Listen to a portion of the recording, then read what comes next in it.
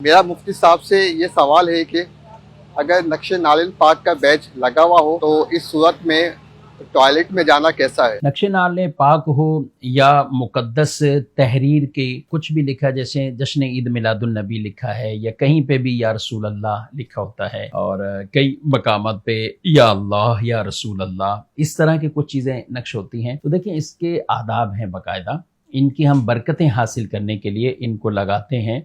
और आदाब और एहतराम इसके ये हैं कि ऐसी जगह पर यानी बैतुल खला वगैरह जब जाना हो तो उस वक्त ये आपके कपड़ों पर लगा हुआ ना हो, बल्कि आप इसे लपेट लें। ज़्यादा अदब वाली सूरत तो यही है कि आप इसे बाहर रख के जाएं।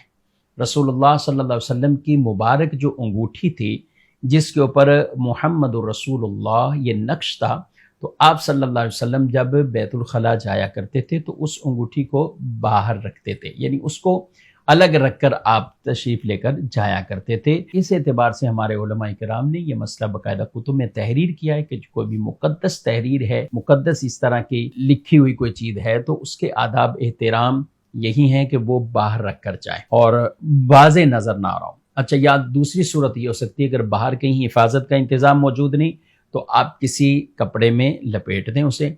मिसाल के तौर पे लगाया हुआ है तो ऊपर कोई चादर ली हुई है, ये भी सूरत हो सकती है।